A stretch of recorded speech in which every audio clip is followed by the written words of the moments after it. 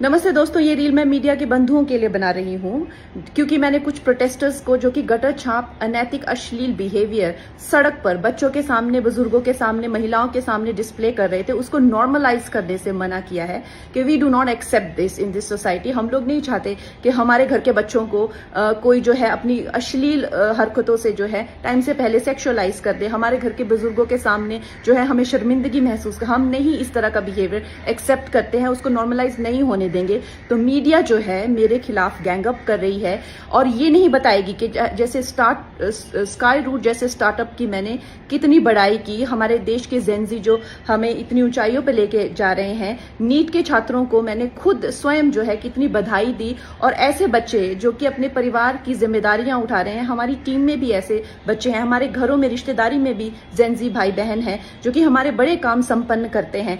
लेकिन कुछ चंद फॉलोअर्स के लिए और चंद कमेंट्स के लिए और कुछ लाइक्स के लिए ये मीडिया वाले इतने ज्यादा बिक चुके हैं। और मैं देख रही हूँ कि कुछ फेमिनिस्ट जो हैं वो एंकर्स कह लीजिए या पूरे एक बुलेटिन कर रहे हैं और मुझे सिखा रहे हैं कि Kangana, why should these women have the burden of dignity और डिसिप्लिन। हम लोग मिलेनियल वुमेन पे इतना प्रेशर था to be dignified and to be disciplined. Why do we have to give that burden to this generation? Excuse me, क्या आप अपनी बेटी को ऐसा सिखाएंगे?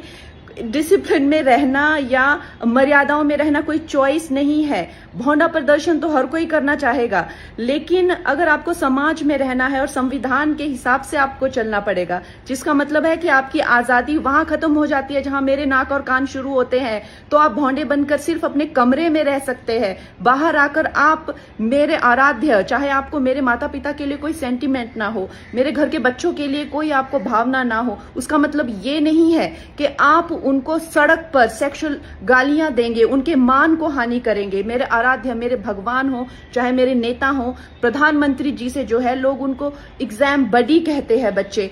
उनके साथ में कितने लोगों की भावनाएं, कोई उनको लीडर मानता है, कोई उनको दोस्त मानता है, कोई उनको परिवारजन मानता है, कोई उनको भगवान मानता है। उसी तरह से आप किसी की फीलिंग्स हर्ट नहीं कर सकते हैं। ये कोई कूल बनना नहीं है, ये एक बेसिक सिविक सेंस है और अगर आपको ये नहीं आती है तो आपको सीखना पड़ेगा। आप ये फेमिनाजी से प्रभावित मत होइए, अपनी जिंदगी बर्बाद मत करिए। इस भौंडेपन को सिर्फ और सिर्फ आप अपने कमरे में डिस्प्ले कर सकते हैं। बाहर जाके आपको मर्यादा में रहना पड़ेगा ना, या आप वर्क प्लेस से निकाल दिए जाओगे। आप कभी भी कोई संबंध, परिवार वाले भी आपको भौंडापन नहीं झेलेंगे, तो आपके सामने एक डेड एंड के सिवाय अंधकार वाली जिंदगी हो जाएगी।